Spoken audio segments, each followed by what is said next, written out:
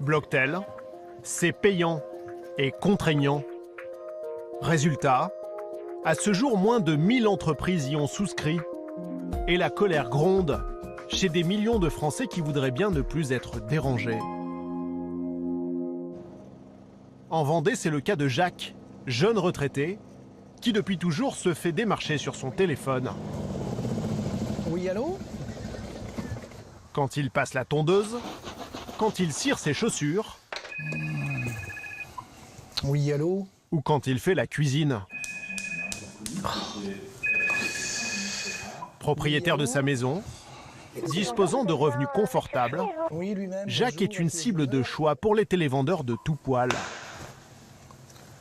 Ça dure depuis plus de 20 ans. Oh, il y a une vingtaine d'années, c'était les cuisinistes, les salles de bain. Alors là, c'était pareil, c'était presque tous les jours. Puis maintenant, c'est le photovoltaïque. Puis on nous prend par les sentiments, la défense de la planète, l'environnement, les ours polaires et tout le truc, quoi. Pour tenter d'en finir, il est l'un des premiers à s'inscrire sur Blocktel il y a 1 an et demi. Plein d'espoir.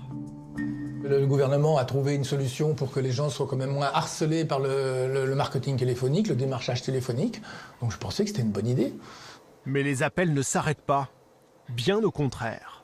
Donc au début, je me suis pas trop affolé, mais quand même au bout de 6 mois, où ça continuait, alors là, j'ai dit c'est pas possible, là je pète les plombs, je fais quelque chose.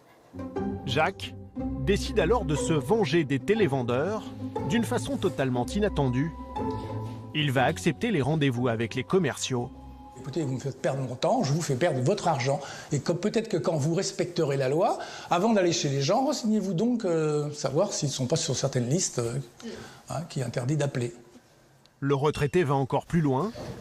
Il décide de filmer ses rendez-vous à l'aide d'une caméra cachée, avec une idée en tête. C'est d'enregistrer un entretien avec un vendeur pour voir à peu près ses méthodes de vente et surtout essayer de démontrer publiquement un peu la malhonnêteté des procédés.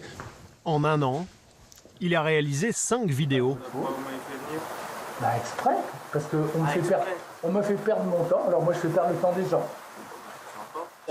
Si on doit monter un dossier, c'est parce que ça ne doit rien vous coûter. C'est le deal avec l'État. Ces caméras cachées qui démontent l'argumentaire des vendeurs, Jacques les met en ligne. Sa page intitulée « Les Vengeurs de Blocktel » rassemble de nombreux mécontents comme lui. Alors ça, c'est une petite page que j'ai créée qui s'appelle « Le Vengeur de Blocktel ». Là, par exemple, voilà, le dernier, au 28 septembre, un nouvel inscrit, ça vaut rien, toujours autant d'appels. Là, il y en a un autre qui proteste, nous sommes tous d'accord pour dire que Blocktel ne sert pas à grand-chose. Je n'en peux plus, en 15 jours d'arrêt de travail suite à une sciatique, un méchant rhume, je suis resté chez moi, ils n'ont pas arrêté de m'appeler. C'est sûr qu'ils en ont marre. Alors qui sont les entreprises qui continuent à harceler Jacques ?